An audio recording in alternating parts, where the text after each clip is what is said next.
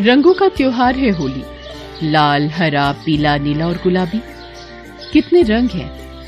सारे रंग एक से बढ़कर एक। लेकिन एक और रंग है, वो भी बड़ा प्यारा है, लेकिन अगर वो जिंदगी में लग जाए तो सब खत्म हो जाता है, और वो रंग है काला।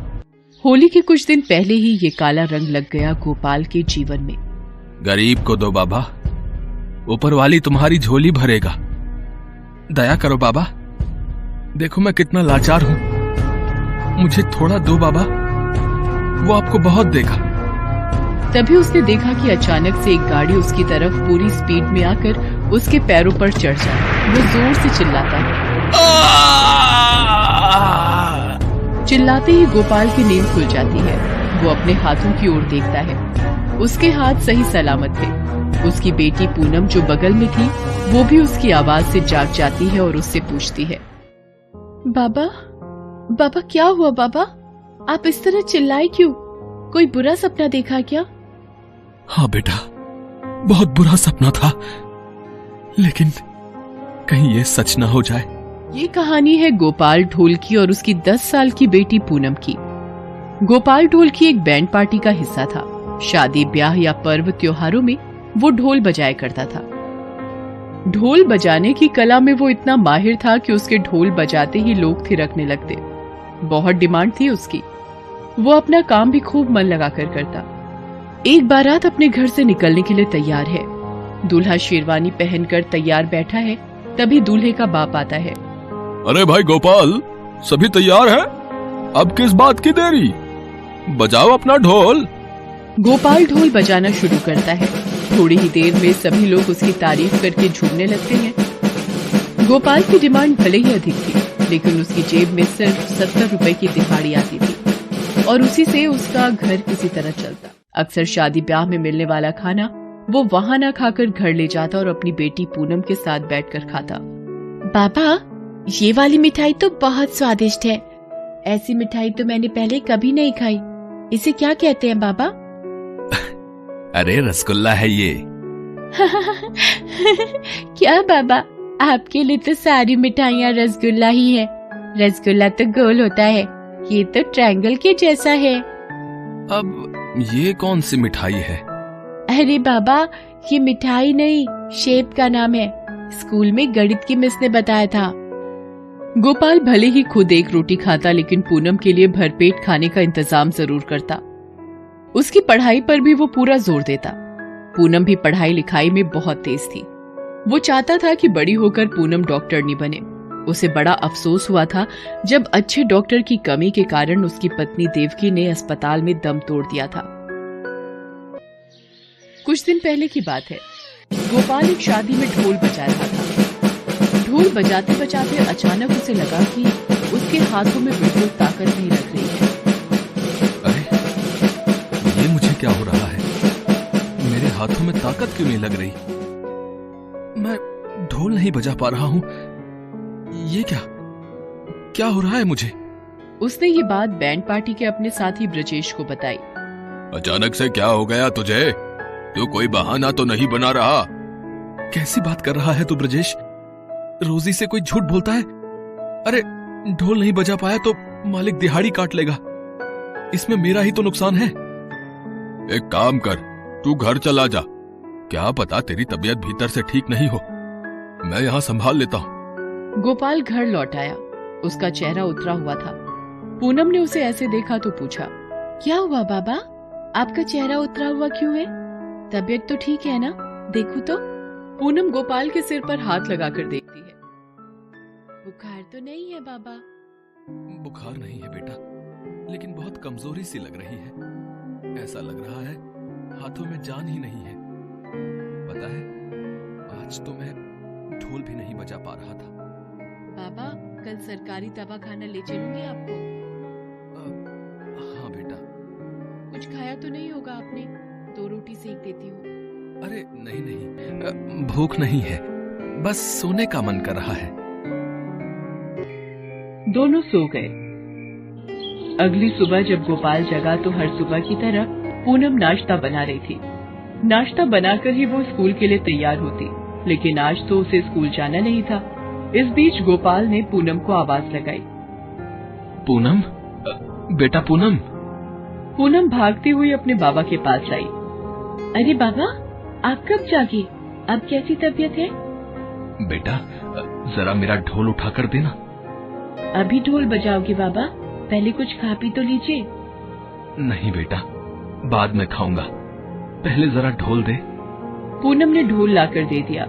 गोपाल ने ढोल बजाने की कोशिश की, लेकिन ये क्या। बेटा, ये देखो ना, मेरे हाथों में क्या हो गया है। मैं इसे बजा नहीं पा रहा हूं, मेरे हाथ भी कांप रहे हैं। ये क्या हो गया मुझे? पूनम अपने पिता को लेकर अस्पताल गई।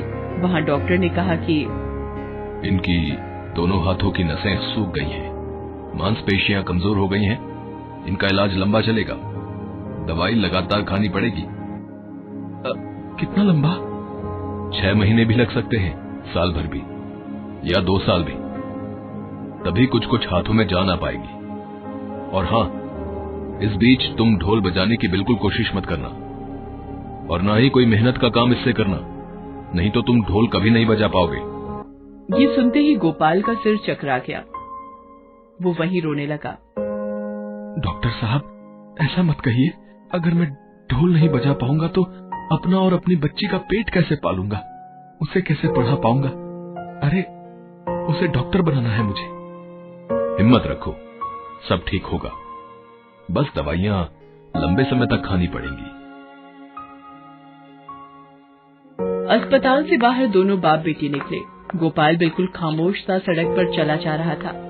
उसके दिमाग में अपनी बेटी के भविष्य को लेकर कई प्रश्न आ रहे थे। 4 दिन ऐसे ही निकल गए। दिहाड़ी पर काम करने वाला 4 दिन घर बैठ जाए तो उसका सब कुछ बैठ जाता है। उसके चूल्हे की आग ठंडी हो जाती है। छोटे छोटे डिब्बों में रखा थोड़ा सा राशन खत्म होते होते बड़े सवाल पूछता है, और वो सवाल ये होता है कि कल क्या खाओगे। गोपाल के पास इन सवालों का एक ही जवाब था। उसी दिन वो अपना ढोल अपने हाथों में टांग इस सवाल का जवाब देने की तैयारी कर रहा था। ये क्या कर रहे हैं बाबा? आप भूल गए डॉक्टर ने क्या कहा था? बेटा, 2 दिन बाद होली है। घर में राशन के नाम पर सिर्फ नमक ही है। अगर डॉक्टर की बात सुनी तो भूखे मरने की नौबत आ जाएगी। नहीं बाबा, मैं आपको नहीं जाने दूंगी। आपको मेरे सिर की कसम, आप ढोल नहीं बजाएंगे। पूनम की कसम ने उसके पिता गोपाल के पांव रोक लिए, लेकिन पेट का सवाल तो अब भी खड़ा था। इसलिए उसने पूनम से कहा, मैं थोड़ी देर में आता हूँ। वो बाहर चले गए। इधर पूनम को समझ में नहीं आ रहा था कि वो क्या करे। जब उसे कुछ समझ में नहीं आता था तो पास के भगवान कृष्ण के मंदिर चली जाया करती थी। उस दिन भी वो वहाँ गई, लेकिन ये क्या, मंदिर के दरवाजे पर उसने अपने बाबा को भीख मांगते देखा। वो दौड़कर उनसे लिपट गई। ये क्या कर रहे हो पापा? चलो चलो यहाँ से। उस दिन पूनम ने एक बात ठान ली कि अब उसे ही कुछ करना है। रोटी और दवा दोनों का जिम्मा उसे उठाना होगा। और फिर 10 साल की नन्ही पूनम ने अपने बाबा का ढोल अपने कंधे पर टांगा और निकल गई रोटी के जुगाड़ में। जिस बैंड में उसके बाबा काम करते थे वो उनके पास गई, लेकिन कोई भी उसे साथ रखने को तैयार नहीं हुआ। सभी यही कहने लगे कि अरे ये तो बहुत छोटी है, ये क्या बजाएगी ढोल, चलो जाओ यहाँ से। वो उदास होकर लौट ही रही थी कि तभी गोपाल के दोस्त ब्रजेश ने बैंड मालिक से कहा कि एक बार उसे साथ ले जाने में क्या दिक्कत है, उसे जरूरत है अभी। होली के एक दिन पहले की बात है। एक सरकारी ऑफिस में होली का प्रोग्राम था। बैंड पार्टी को वहाँ जाना था। पहली बार पूनम भी उनके साथ गई। वहाँ इस छोटी सी ढोल वाली को देखकर सभी को लगा कि ये क्या बजाएगी ढोल।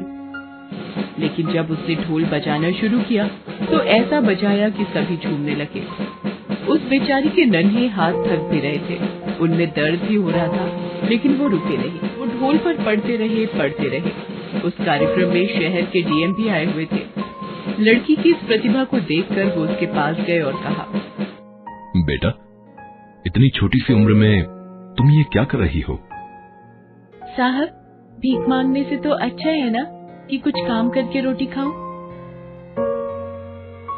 उसकी बात सुनकर डीएम साहब की आंखों में आंसू आ गए। उन्हें पूनम के पिता की सारी कहानी पता लगी। तब उन्होंने अधिकारियों को आदेश दिया कि इनके पिता के इलाज का सारा खर्च सरकार उठाएगी। यही नहीं, हर महीने कुछ राशन और 1000 रुपए इसे तब तक दिए जाएंगे जब तक कि गोपाल पूरी तरह स्वस्थ नहीं हो जाता। डीएम साहब की इस घोषणा पर ताली बजाने लगे। पूनम भी ताली बजा रही थी। तब डीएम साहब ने पूनम के हाथों को अपने हाथ में लिया और कहा, हैप्पी होली बेटी। पूनम ने भी कहा, हैप्पी होली डीएम साहब, हैप्पी होली। सच में उसकी होली अब हैप्पी होली हो गई थी। वो काला रंग जो इस परिवार के भविष्य को डरा रहा था, वो कहीं गायब हो गया था और कई सारे रंगीन रंग उसे गोद में उठाकर कहना चाह रहे थे, होली मुबारक, होली मुबारक।